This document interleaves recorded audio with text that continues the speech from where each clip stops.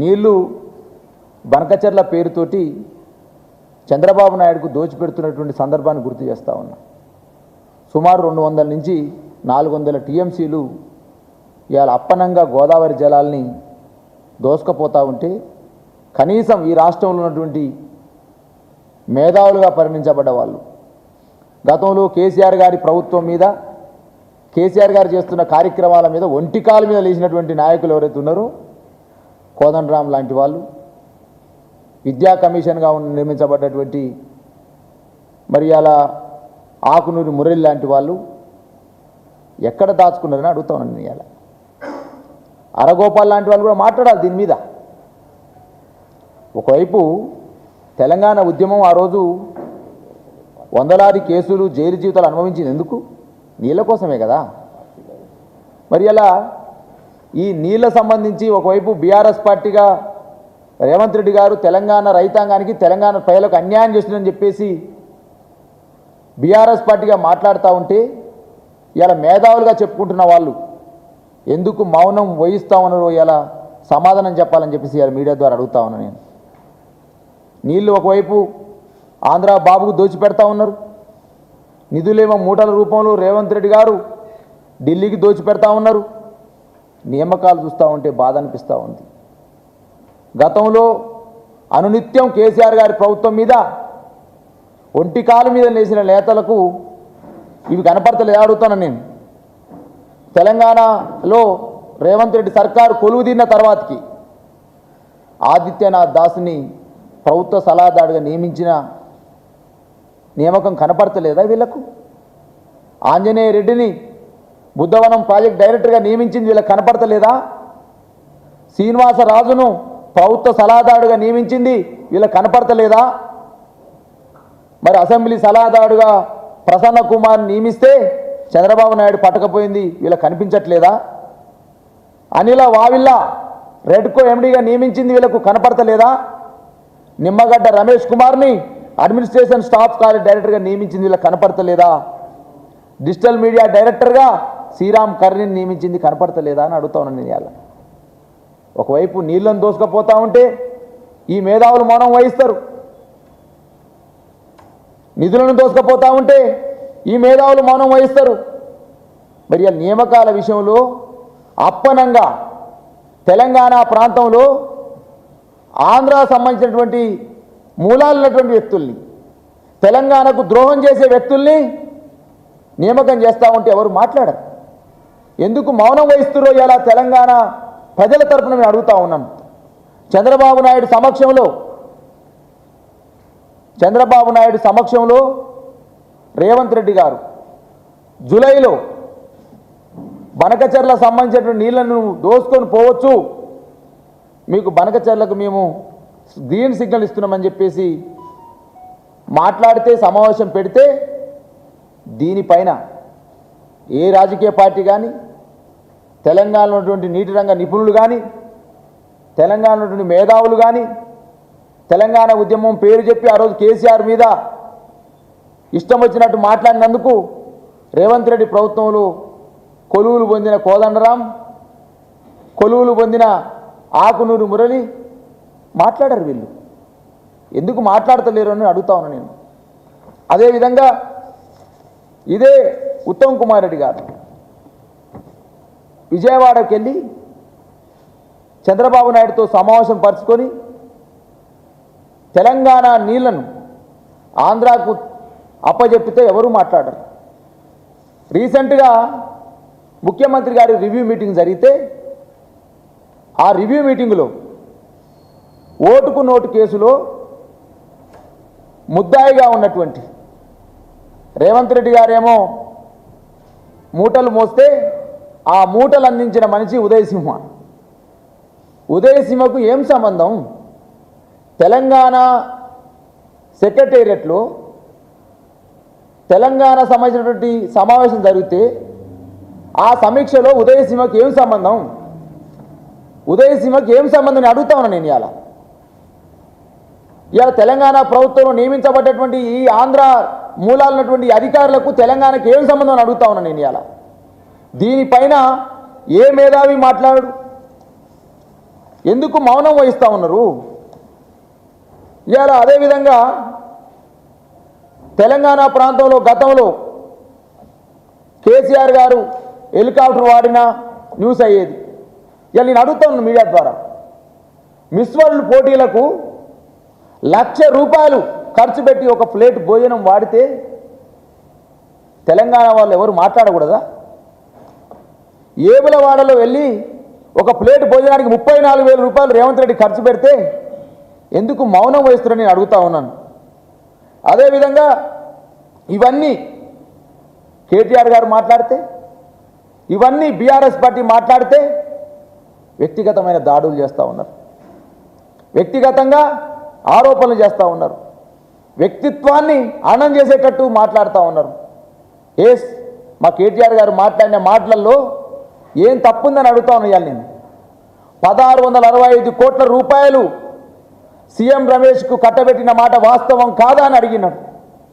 CM Ramesh చర్చ ఏం పెట్టాలి?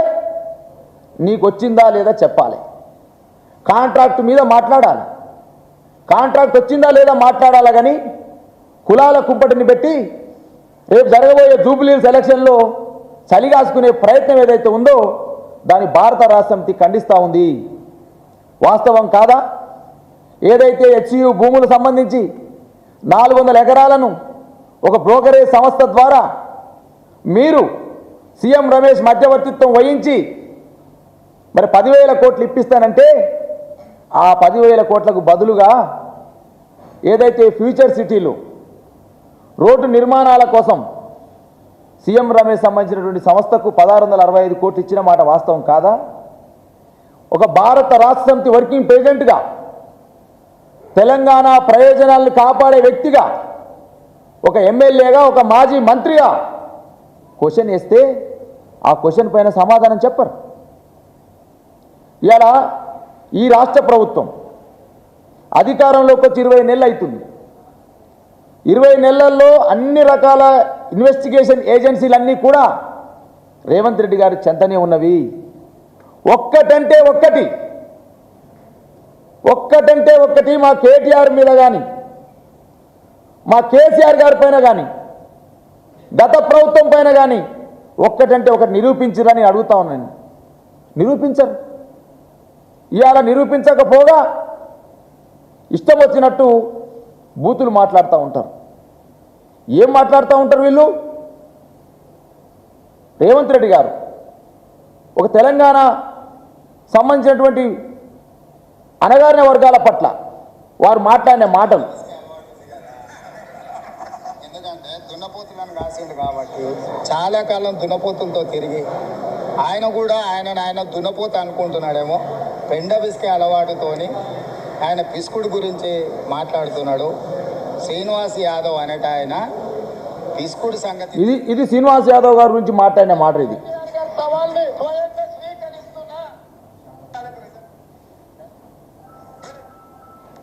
వీళ్ళు ఎలక్షన్ల కోసం వీరు ఎమ్మెల్యే మాట్లాడినట్టు, మాజీ ఎమ్మెల్యే 6 కాదు 8 అబద్ధాలు ఆడుతుంది మన ప్రభుత్వం. ఇంకా 3 సంవత్సరాల నమ్మడం నమ్మకపోవడం నేను అదే చెప్తున్నా. మాతో అబద్ధాలు మా చేత మోసపోవాలని ప్రజలు కోరుకుంటున్నారు.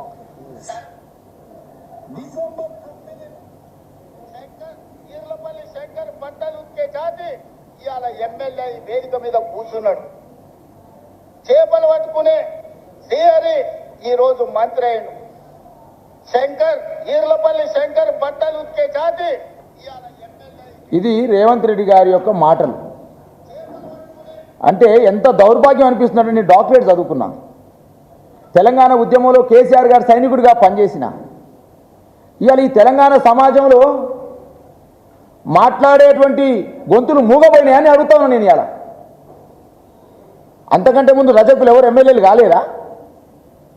బసవరాజ్ సారా ఎమ్మెల్యే కాలేదా? అదే కేసీఆర్ నాయకత్వంలో వారిని ఎమ్మెల్సీ చేయలేదా? వారు గతంలో మంత్రిగా పనిచేయలేదా? రేవంత్ రెడ్డి గారే వచ్చినట్టు, ఆ జాతిని ఉద్ధరించినట్టు ఒక లక్షలాది మంది బహిరంగ సభలో మాట్లాడే మాటలు ఏదైతుందో ఇది రేవంత్ రెడ్డి యొక్క అహంకారానికి సూచిక. ఇది గతంలో ఈటల రాజేంద్ర గారు ముదిరాజు కులం నుంచి మంత్రి కాలేదా? కేసీఆర్ గారి నాయకత్వంలో ఆర్థిక మంత్రి కాలేదా? ఎమ్మెల్యే కాలేదా? బండ ప్రకాష్ ముదిరాజు గారు ఎమ్మెల్సీ కాలేదా? ఎంపీ కాలేదా? రాజ్యసభ మన శాసన మండలి డిప్యూటీ చైర్మన్ కాలేదా? ఇవే వచ్చినట్టు రేవంత్ రెడ్డి ఈ కులాలను మొత్తం లేపుకొని వచ్చినట్టు, రేవంత్ రెడ్డి ఈ కులాలకు గుర్తింపించినట్టు ఆ మాటలు ఏదైతే ఉందో చాలా దురదృష్టకరం అని చెప్పి నేను భావిస్తూ ఉన్నా. ఇలా తెలంగాణలో నుండి బలైన వర్గాల జాతులు ఆ మాటలు చూసినప్పటి నుంచి ఇదే ముఖ్యమంత్రి, ఈ ముఖ్యమంత్రితో మాట్లాడొచ్చా? ఒక రాజ్యాంగం మీద ప్రమాణం చేసి అన్ని వర్గాలను, అన్ని కులాలను, అన్ని మతాలను కలుపుకొని పోతామని చెప్పేసి, నాకు సమానం అని చెప్పేసి ప్రమాణ స్వీకారం చేసినటువంటి ముఖ్యమంత్రి వర్గాల పట్ల మాట్లాడిన మాటలు ఏదైతే ఉందో, మరి ఇది రేవంత్ రెడ్డి గారి వ్యక్తిగత వాక్యాలా, ముఖ్యమంత్రిగా కాంగ్రెస్ పార్టీ మాట్లాడిస్తుందా? బలైన వర్గాలకు సమాధానం చెప్పాల్సిన అవసరం ఉంది. మరి అలా గతంలో గంగిరెద్దుల వాళ్ళ గురించి, గతంలో వంశరాజులు వాళ్ళని పిచ్చకుంట్లని చెప్పేసి మాట్లాడిన సందర్భం కావచ్చు, అదేవిధంగా పొన్నాల గారి గురించి మాట్లాడిన మాటలు ఇలా మీడియా ద్వారా గుర్తు చేస్తూ ఉన్నా. అంటే ఇవన్నీ కూడా రేవంత్ రెడ్డిలో భూస్వామ్య లక్షణాలకు, ఒక అణిచివేత ధోరణి ఉన్నటువంటి లక్షణాలకు ఇది నిదర్శనం అని చెప్పేసి ఇలా మీడియా సాక్షిగా చెప్తా ఉన్నా. ఇక రేవంత్ రెడ్డికి అట Sonia Gandhi life achievement award ఇచ్చిందట, నోబెల్ అవార్డు ఇచ్చిందట. ఎందుకు ఇచ్చిందగా? తెలంగాణ తల్లి రూపం మార్చినందుక, తెలంగాణ తల్లి రూపం నుంచి బతుకమ్మను తీసివేసినందుక ఎందుకు ఇచ్చింది నీకు? అదేవిధంగా రేవంత్ రెడ్డి గారు మరి అలా అనేక రోజులుగా మరి అలా గురుకుల పాఠశాలలు సుమారు 100 మంది పైచిలకు చనిపోయింది. విద్యాశాఖ మంత్రిగా సమీక్ష చేయాల్సిన బాధ్యత నీ మీద లేదా? గురుకుల పాఠశాలను సందర్శించాల్సిన బాధ్యత విద్యాశాఖ మంత్రిగా, ముఖ్యమంత్రిగా నీ మీద లేదని అడుగుతా ఉన్నాను. ఇవాళ నాట్లు మొదలైనవి, యూరియా రావట్లేదు, రైతులు ఇబ్బంది పడతా ఉన్నారు. మరి దీని మీద సమీక్ష చేసే అవకాశం ముఖ్యమంత్రికి లేదని అడుగుతా ఉన్నాను. ఇవాళ రేవంత్ రెడ్డి గారు ఇష్టం వచ్చినట్టు మాటలు మాట్లాడుతూ ఇవాళ బూతులకు బాండ్ అంబాసిడర్గా మారిండు రేవంత్ రెడ్డి గారు. రేవంత్ రెడ్డి గారు నోరు తెరిస్తే బూతులు, ఇవాళ ఒక డిక్షనరీ పెట్టాల్సి వస్తుంది రేవంత్ రెడ్డి గారికి. ఈయన మాట్లాడే బూతులను చూసి మాట్లాడితే బూతులు అంటే ఈ మాటలేనా మాట్లాడేది? ఒక బలహీన వర్గాల గురించి, ఒక బలహీన వర్గాల నాయకుల గురించి, అదేవిధంగా తెలంగాణ ఉద్యమంలో పనిచేసినటువంటి మా కేటీఆర్ గురించి, కేసీఆర్ గురించి మాట్లాడతారు వినా. కాబట్టి ఇలా మీడియా పరంగా చెప్తా ఉన్నా, గతంలో కూడా రేణుకా చౌదరి గట్టినే పొగిడిందట సోనియా గాంధీని. ఏదైతే ఢిల్లీలో సోనియా గాంధీ ప్రైమ్ మినిస్టర్ కావాలని సమావేశం పెడితే అప్పుడు సుష్మా స్వరాజ్ గారు సోనియా గాంధీ కనుక ప్రైమ్ మినిస్టర్ అయితే నేను గుండు గీయించుకుంటా అని చెప్పేసి అంట సుష్మా స్వరాజ్. అప్పుడు సోనియా గాంధీ ప్రైమ్ మినిస్టర్ కాదు. అయితే సోనియా గాంధీకి మరి అందరూ కూడా చెప్పాలి కదా బాధపడుతున్నారు అని చెప్పేసి కాంగ్రెస్ నాయకులంతా ప్రెస్ మీట్ ఒక సమావేశం పెట్టిరట. సమావేశం పెడితే అందరూ మాట్లాడిరట. లాస్ట్కు రేణుకా చౌదరి మాట్లాడిందట. రేణుకా చౌదరి నేను టీడీపీ నుంచి వచ్చే ఇవే మారుతులే సోనియా గాంధీ గురించి అని వాళ్ళనుకోరట. ఇక బడా బడా బడా బడా కన్నీళ్ళు కాస్తున్నాడు సోనియా గాంధీని చూసి రేణుకా చౌదరి. అప్పుడు రేణుకా చౌదరి చూసి అమ్మ రేణుకా చౌదరి సోనియా గాంధీ చూసి ఎంత ప్రేమ నా మీద ఉందని చెప్పేసి 2 సార్లు రాజ్యసభ ఇచ్చేసిందట. ఒక ఎంపీ ఒకసారి ఇచ్చేసిందట. మరి అందుకనే రేవంత్ రెడ్డి గారు అంటున్నారు, 2 సార్లు నేనే అయితే ముఖ్యమంత్రి, 2 సార్లు నేనే ముఖ్యమంత్రి అంటే ఈ నోబెల్ ప్రైజ్ కోసమే పోయింది నాకు తెలిసి. ఇవాళ రేవంత్ రెడ్డి గారు కూడా రేణుకా చౌదరిని ఫాలో అవుతుండు. ఏమని? ఆమె రాసిన లెటర్ ఏంది, నేను రాలేకపోతున్నాయా అని రాసింది. ఆమె రాలేకపోతున్నాడు, ఇదే నోబెల్ ప్రైజ్ అని చూపెడుతున్నారు, ఇదే ఆస్కార్ అవార్డు అని చూపెడుతుండు, ఇదే లైఫ్ అచీవ్మెంట్ అవార్డు అని చూపెడుతుండు. కొంతమంది సోషల్ మీడియా తిరుగుతాడు భాస్కర్ అవార్డు అట. ఈయనకినే ప్రకటించుకున్న అవార్డు ఇది, దీన్ని భాస్కర్ అవార్డు అని కూడా అంటూ ఉన్నారు. అయ్యా రేవంత్ రెడ్డి గారు, నువ్వు చెప్పేది ఒకటి చేసేది ఒకటి. అదే సోనియా గాంధీని దయమంటివి, అదే సోనియా గాంధీని దేవత అంటివి. బీసీ రిజర్వేషన్ నేనే ఇస్తానంటివి, పాలాభిషేకాలు చేసుకుంటేవి, ఇక పటాకులు కాల్చుకుంటేవి, ఇక రంగులే రుద్దుకుంటివి, మళ్ళా పోస్ట్ పోన్ చేస్తుంటివి. ఈ విధంగా రేవంత్ రెడ్డి గారి మాటలు చూసాట ఊసర వెలుగు సిగ్గుపడుతున్నాయట. అయ్యో మేమే రంగులు మారుస్తాం కదా, మాకంటే ఎక్కువ రంగులు మార్చే నాయకుడు తెలంగాణలో ఉన్నాడు, ఆయన కేర్ ఆఫ్ అడ్రస్సే రేవంత్ రెడ్డి అని చెప్పేసి ఊసర వెలుగు సిగ్గుపడుతున్నాయట. ఇక నేను అడుగుతా ఉన్నాను పత్రికాముఖంగా, ఇక రేవంత్ రెడ్డి గారికి ఇన్ని సమస్యలు తెలంగాణలో ఉన్నవి, ఒక్కటి కూడా కనపడతలేవా? ఎక్కడున్నాడు రేవంత్ రెడ్డి గారు? ఎక్కడ సమీక్ష చేస్తున్నాడు? ఈ తెలంగాణ సమాజంలో మేధావులు అన్నవాళ్ళు, బుద్ధిజీవులు అన్నవాళ్ళు సెక్రటరీకి వస్తున్న అడుగుతున్నారా? ఎక్కడి నుంచి సమీక్ష చేస్తూ ఉన్నాడు? జూబ్లీ హిల్స్ ప్యాలెస్ నుంచి చేస్తూ ఉన్నాడు, కమాండ్ కంట్రోల్ నుంచి చేస్తూ ఉన్నాడు. మరి ఈ ముఖ్యమంత్రి సెక్రటరీకి రావట్లేడే, మరి బుద్ధిజీవులు అడగాలి కదా, ఈ ముఖ్యమంత్రి ఎక్కడ సమీక్ష చేస్తూ ఉన్నాడు? కాబట్టి ఇవాళ ప్రజలు గమనించాల్సిన అవసరం ఉంది. ఇవాళ రేవంత్ రెడ్డి గారు నీళ్ల విషయంలో ఏం దోపిడీ చేస్తూ ఉన్నాడు, ఎవరికి దోచిపెడతా ఉన్నాడు, నిధులు ఎవరికి దోచిపెడతా ఉన్నాడు, నియామకాల సంబంధించి ఇవాళ ప్రభుత్వంలో ఎవరికి ఇస్తా ఉన్నాడో ఇవాళ వివరంగా చెప్పడం జరిగింది. తెలంగాణ సమాజం ఇవన్నీ గమనించి మరి అవేరై మరి రేవంత్ రెడ్డి చేస్తున్నటువంటి ఈ అరాచకాలను, రేవంత్ చేస్తున్నటువంటి ఈ పనులన్నీ కూడా గమనించాలని చెప్పేసి మీడియా పరంగా చెప్తా ఉన్నాను. Thank you. ఇప్పుడు శివప్రసాద్ రెడ్డి గారు మాట్లాడతారు. మీడియా మిత్రులకు నమస్కారం. నాతో పాటు ప్రెస్ మీట్లో ఉన్నటువంటి బాలరాజు గారికి, అదేవిధంగా గౌతమ్ గారికి, రాజేష్ నాయక్ గారికి, ముఖ్యంగా ఇప్పుడంతా కూడా దేశమంతా చూస్తుంది తెలంగాణ వైపు. బీసీలకు వీళ్ళు 42% రిజర్వేషన్ ఇస్తామని చెప్పేసి కామారెడ్డి డిక్లరేషన్ పేరుతోని బీసీల ఓట్లు వేసుకొని అధికారంలోకి వచ్చినటువంటి కాంగ్రెస్ పార్టీ ఈరోజు వాళ్ళు చేసినటువంటి ప్రతి కార్యక్రమంలో, ఈ రిజర్వేషన్ అమలు కోసం చేసేటటువంటి ప్రతి చర్యలో మొత్తం కూడా తప్పుల తడకగానే చేసి వస్తున్నారు. మేము బీసీ కమిషన్ సభ్యునిగా, లేకపోతే బీఆర్ఎస్ పార్టీ మొత్తం కూడా బీఆర్ఎస్ పార్టీలో ఉన్నటువంటి మాజీ మంత్రులు కావచ్చు, మాజీ ఎమ్మెల్యేలు అందరం కూడా ఎప్పటికప్పుడు ఈ ప్రభుత్వాన్ని అలర్ట్ చేస్తూనే ఉన్నాం. అయినప్పటికీ వీళ్ళు మొత్తం కూడా చేసినటువంటి మొత్తం కార్యక్రమాలు, ఇచ్చిన జీవోలు అన్నీ కూడా తప్పుల తడకగానే చేస్తున్నారు. మనందరూ కూడా తెలుసు, పార్లమెంట్ ఎన్నికల ముందు జీవో నంబర్ 26 ఇచ్చారు. బీసీ వెల్ఫేర్ డిపార్ట్మెంట్ నుండి ఇచ్చి మేము కులగణన చేస్తామన్నారు. దానికి 150 కోట్లని ఒక ఎస్టిమేషన్ వేసి ఇచ్చారు. ఆ జీవో ఎక్కడ పోయిందో ఇప్పటివరకు తెలియదు. ఆ జీవో ఇచ్చిపెట్టేసి 7 నెలల తర్వాత మళ్ళీ ప్లానింగ్ డిపార్ట్మెంట్తోని జీవో నంబర్ 18 ఇచ్చారు అక్టోబర్ నెలలో. అది ఇచ్చిన తర్వాత ఇచ్చిన సందర్భంలోనే మేము చెప్పినాము, ఇది ప్లానింగ్ డిపార్ట్మెంట్ ద్వారా ఈ సర్వేలు చేస్తే చెల్లవు, రిజర్వేషన్ పెంచడానికి. గతంలో బీహార్ నితీష్ కుమార్ గారు 1 సంవత్సరం రోజులు చిత్తశుద్ధితోని, కమిట్మెంట్తోని 100 రివ్యూలు చేసి ఎన్నో కోట్లు వెచ్చించి రిజర్వేషన్లు పెంచడానికి ప్రభుత్వం పూనుకుంటే ఆ రోజు పాట్నా హైకోర్టు ఆ రిజర్వేషన్ల పెంపుని కొట్టివేసింది. మేము ఆ విషయాలన్నీ కూడా చెప్పినాం ఈ ప్రభుత్వానికి. అయినప్పటికీ ఈ ప్రభుత్వం చేస్తున్న చర్యలు మొత్తం కూడా అన్ని తప్పుల తడకగానే జరుగుతున్నాయి. దానికి ఈరోజు రిజర్వేషన్లను 42% పెంచుతామని బయట చెప్తున్నారు. కానీ వీళ్ళు ఇచ్చినటువంటి జీవో నంబర్ 49 భూసాని వెంకటేశ్వర గారికి ఏదైతే జీవో ఇచ్చారో ఆ జీవోలో స్పష్టంగా పారా నంబర్ 5లో కృష్ణమూర్తి జడ్జిమెంటు, అదేవిధంగా వికాస్ కిషన్ రావు గవాలి జడ్జిమెంట్ని పేర్కొంటూ ఆ జడ్జిమెంట్లో ఏం సారాంశం అంటే 50% దాటొద్దు రిజర్వేషన్లు అనేది సారాంశం.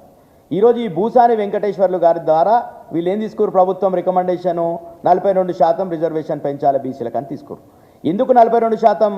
వీళ్ళు గతంలో కామారెడ్డిలో వీళ్ళు ఏ లెక్కల ఆధారంగా 42% ఇచ్చారో ఎవరు కూడా ఇప్పటివరకు తెలియదు. ఆ 42% ఆడ కామారెడ్డిలో చెప్పారు కాబట్టి ఈ భూసాని వెంకటేశ్వర్లు గారితో 42% తీసుకోరు. ఈయన ఎక్కడ ఫీల్డ్ విజిట్ చేసింది మనం చూడలేదు, ఎక్కడ ఈ వెనుకబడతనాన్ని నిర్ధారించింది చూడలేదు. అయినప్పటికీ ఈ ప్రభుత్వం బిల్లులు తీసుకొని వస్తే బీఆర్ఎస్ పార్టీగా మద్దతు ఇచ్చింది. మీరు బిల్లులు తీసుకొని వచ్చిర్రు, బిల్లులు తీసుకొని వచ్చేసి మార్చి 17 తారీఖు రోజు అసెంబ్లీలో బిల్లులు పాస్ చేసుకోవడం జరిగింది. బిల్లులు పాస్ చేసి ఈ రోజుకి జూలై 29, జూలై 30 తారీఖు ఈరోజు ఇప్పటి వరకు ప్రధానమంత్రిని కలిసింది లేదు, గతంలో చెప్పినట్టు అఖిలపక్షాన్ని తీసుకుపోయింది లేదు. నిన్ననే మళ్ళా ఏదైతే వాళ్ళు కార్యక్రమం చేసుకురో 5, 6, 7 ఢిల్లీలో ఏదో డ్రామాలు చేయాలనే ప్రయత్నం చేసిరో దాన్ని కూడా వాయిదా వేస్తున్నట్టు మనకు వార్తలు వస్తున్నాయి. వీళ్ళ చిత్తశుద్ధి ఈ విధంగా ఉంది. మనం ఈరోజు రేవంత్ రెడ్డి గారు మొన్న రాహుల్ గాంధీని పక్కకు పెట్టుకొని ఇది రేర్ మోడల్ అన్నాడు. అంటే రాహుల్ గాంధీ రేవంత్ రెడ్డి మోడల్ తెలంగాణ మోడల్ అని చెప్తున్నాడు. ఇది రేర్ మోడల్ కాదు, ఇది ఫెయిల్ మోడల్. ఎందుకంటే మీరు నిజంగానే ఈ లెక్కలకు చట్టబద్ధత ఉంటే, మీరు చేసినటువంటి లెక్కలకు చట్టబద్ధత ఉంటే, మీరు బీసీ రిజర్వేషన్ల పెంపుతో పాటు ఎస్సీ వర్గీకరణ అనేది కూడా తీసుకోవడం జరిగింది. ఎస్సీ వర్గీకరణకు మీరు లెక్కలు తీసుకున్నది ఏదంటే 2011 లెక్కలు క్యాస్ట్ సెన్సస్ తీసుకొని చేయడం జరిగింది. ఎందుకు ఈ లెక్కలు మీరేదైతే సర్వే పేరుతో తీసినటువంటి లెక్కలు చట్టబద్ధం కాదు కాబట్టి, కోర్టులో నిలబడదు కాబట్టి, ఎస్సీ వర్గీకరణకు పనికిరానటువంటి ఈ లెక్కల్ని ఈరోజు ఈ లెక్కలతోని బీసీ రిజర్వేషన్ పెంచుతామంటే బీసీల చెవులలో పూలు పెట్టడం మాత్రమే అని గతం నుండి మేము చెప్తున్నాం. ఈరోజు వీళ్ళు చెప్తున్నటువంటి ప్రతి అంశంలో మొత్తం కూడా రేవంత్ రెడ్డి గారు డబ్బా కొట్టుకోవడం, అక్కడ రాహుల్ గాంధీ డబ్బా కొట్టడం, పరస్పరంగా ఇద్దరు ఒకరినొకరు డబ్బా కొట్టుకున్నట్టు మనం చూసినాం. మేము ముందటి నుండి కూడా చెప్తున్నాం, మీరు పార్లమెంట్లో చట్ట సవరణ చేయాలి. అది ఆర్టికల్ 243 డీని టీని సవరణ చేసి బీసీల రిజర్వేషన్ పెంపుకు అవకాశం ఉన్నది. అది చేయకుండా, లేకపోతే 9th షెడ్యూల్లో పెట్టాలి. అది చేయకుండా, దానికి చర్యలు తీసుకోకుండా మీరు ఇప్పటివరకు ప్రధానమంత్రిని కలవలేదు. ఈ విషయంలో చాలాసార్లు కలిసిరు, కానీ ఈ విషయంలో బీసీ రిజర్వేషన్ పెంపు విషయంలో ఇప్పటివరకు కూడా ఒక్కసారి కూడా ప్రధానమంత్రిని కలవలేరు. అఖిల పక్షాన్ని తీసుకుపోతామని అది తీసుకుపోలేరు. అదేవిధంగా ఈరోజు మీరు చేస్తున్న డ్రామాలన్నీ కూడా ఎప్పటికప్పుడు ప్రజల్ని చైతన్యవంతం చేయడానికి బీఆర్ఎస్ పూనుకుంది. 100% మీరు చేసినటువంటి మోసాలు. ముఖ్యంగా ఈరోజు రాహుల్ గాంధీ కూడా మొన్న అనుమానం వ్యక్తిత్వం చేసాడు. ఎందుకంటే రేవంత్ రెడ్డి గారు ఈ సర్వే చేస్తాడు అంటే ఒక అగ్రవర్ణానికి చెందినటువంటి వ్యక్తి, మాకు అనుమానాలు ఉండే చాలా, కానీ చేసిండని. చేసుడులో ఏం చేసిండంటే బీసీలను గతంలో కేసీఆర్ గారు ఎస్కేఎస్ చేస్తే 51% ఉన్నటువంటి బీసీలను 46% తగ్గించాడు. అదేవిధంగా పెంచుకోవాల్సింది ఓసీ వర్గానికి సంబంధించి ఒక 15 లక్షల జనాభాను పెంచుకోవడం జరిగింది. ఇట్లా ఆయన చేయాల్సిన కార్యక్రమాలు అన్నీ చేసిండు. ఈరోజు మేమంతా కూడా చెప్పింది ఏంటంటే, మీరు ఆర్డినెన్స్ ద్వారా రిజర్వేషన్ పెంచడం సాధ్యం కాదు. ఈరోజు ప్రతి సందర్భంలో కాంగ్రెస్ పార్టీ కావచ్చు, బీజేపీ పార్టీ కావచ్చు, మీడియా ముఖంగా కావచ్చు, అన్నీ కూడా ఏం చెప్తున్నాయంటే కేసీఆర్ గారే రిజర్వేషన్ తగ్గించిండు, 34% నుండి 23% తగ్గించిండని చెప్పేసి ఆరోపణలు చేస్తారు. కేసీఆర్ గారి కమిట్మెంట్ గురించి చెప్పదలుచుకున్నాను నేను.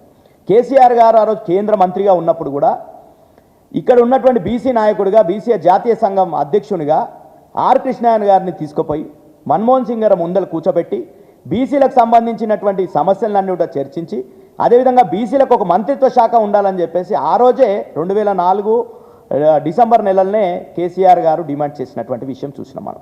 అదేవిధంగా తెలంగాణ వచ్చిన తర్వాత మొట్టమొదటి అసెంబ్లీ సెషన్లోనే బీసీలకు 33% రిజర్వేషన్ చట్టసభల్లో ఉండాలని చెప్పి తీర్మానం చేసి కేంద్రానికి పంపించి చూసినాం. అదేవిధంగా తమిళనాడుకు ఏ విధంగా అయితే 69% రిజర్వేషన్లు ఉంటాయో తెలంగాణ కూడా రిజర్వేషన్లు పెంచుకునే అవకాశం కల్పించాలని చెప్పేసి ఇక్కడ నుండి పంపినటువంటి తీర్మానాన్ని కేంద్రం పట్టించుకోకపోతే పార్లమెంట్ మొత్తం కూడా స్తంభింపజేసి తెలంగాణలో నుండి ఎంపీలందరూ కూడా స్తంభింపజేసినటువంటి విషయం చూసినాం. కానీ ఈరోజు వీళ్ళు ఇంతమంది 8 మంది కాంగ్రెస్ ఎంపీలు ఉన్నారు. ఇప్పటి వరకు ఒక్కసారన్నా నిరసన కార్యక్రమం పార్లమెంట్లో చేసిర్రా? ఎందుకు చేయరు వీళ్ళు? ఈరోజు కేరళకు సంబంధించినటువంటి చిన్న విషయంలో ప్రియాంక గాంధీ ఆడ వాళ్ళ ఎంపీలతోని ప్రదర్శన చేస్తున్నది, ప్లే కార్డుల ప్రదర్శన చేస్తుంది. ఈరోజు ఇంత పెద్ద అంశం, ఈరోజు వీళ్ళ లెక్కల ప్రకారంగా 56% ఉన్నటువంటి బీసీల గురించి ఒక్కరోజు పార్లమెంట్లో మాట్లాడన్నటువంటి ఈ కాంగ్రెస్ ఎంపీలు తెలంగాణకు అవసరమా అని మనం ఆలోచించాల్సినట్టు అవసరం ఉంది. కాబట్టి ఈ విషయాలన్నీ కూడా తెలుసు. బీసీలకు రిజర్వేషన్ పెంచే ఉద్దేశం కాంగ్రెస్ పార్టీకి లేదు. కానీ తూతూ మంత్రంగా 20 నెలల నుండి ఈ డ్రామా నడుపుతున్నారు. ఈ డ్రామాకు హైకోర్టు జడ్జిమెంట్లతోని, సుప్రీంకోర్టు జడ్జిమెంట్ల పేరుతోని ఫుల్ స్టాప్ బలికి మేము పార్టీల పరంగా రిజర్వేషన్ ఇస్తామని చెప్పేసి దానికి ఒక శుభం కాడ ఏదలుచుకున్నారు. అందుకే ముందటి నుండి కూడా బీసీలను మేల్కొల్పుతున్నాం. 100% మీ మెడలు వంచి మీరు ఏది విధంగా అయితే చట్టం ప్రకారంగా 42% ఇస్తామన్నారో 42% రేవంత్ రెడ్డి గారు ఇవ్వాలి. లేని పక్షంలో ఆయన ముఖ్యమంత్రి పదవికి రాజీనామా చేయాలి. అది సాధ్యం కాని పక్షంలో 100% దాంతో బీసీలో ఓట్లు వేసుకొనే ఈరోజు ముఖ్యమంత్రి కుర్చీలో కూర్చున్నాడు. కాబట్టి అది సాధ్యం కాని పక్షంలో 100% రేవంత్ రెడ్డి గారు రాజీనామా చేయాలి. అదే విషయం, ఒక్క విషయం ఏంటంటే ఎరువుల కోసం ఈరోజు రైతులు మా వికారాబాద్లో కావచ్చు, తాండ్రులో కావచ్చు లైన్లు పెట్టేసి మళ్ళా పాత రోజులు వచ్చి ఈరోజు చెప్పులు పెట్టి ఉండేటటువంటి పరిస్థితి మళ్ళీ ఆ రోజులు తీసుకొని వచ్చింది రేవంత్ రెడ్డి గారు. రేవంత్ రెడ్డి గారి స్టేట్మెంట్ ఏముందంటే ఎరువుల కొరత లేదంటాడు. ఆయన వ్యవసాయ శాఖ మంత్రి ఏమంటాడంటే ఎరువుల కొరత ఉందంటాడు. వాళ్ళకు కాంట్రడిక్షన్స్ ఉన్నాయి. రైతులకు ఈరోజు తీవ్రమైనటువంటి ఆవేదన ఉన్నది. ఈరోజు ఆంధ్ర పత్రికలనే చెప్పుకునేటటువంటి వాళ్ళు కూడా ఇన్ని రోజులు ఆగినా ఈరోజు మళ్ళీ పేపర్లలో వేస్తున్నారు ఎరువుల కోసం బారులు తీరుతున్నారు రైతులు అని చెప్పేసి. ఇది వెంటనే పరిష్కరించాల్సిన అవసరం ఉంది. రైతు ప్రభుత్వం అని చెప్పుకుంటున్నటువంటి రేవంత్ రెడ్డి గారు తక్షణమే ఎరువుల కొరత తీర్చాలని చెప్పేసి, రైతులకు సకాలంలో ఎరువులు అందించాలని చెప్పేసి విజ్ఞప్తి చేస్తూ ఈ అవకాశం ఇచ్చిన మీ అందరికీ పేరు పేరున ధన్యవాదాలు. థ్యాంక్ యూ అన్న.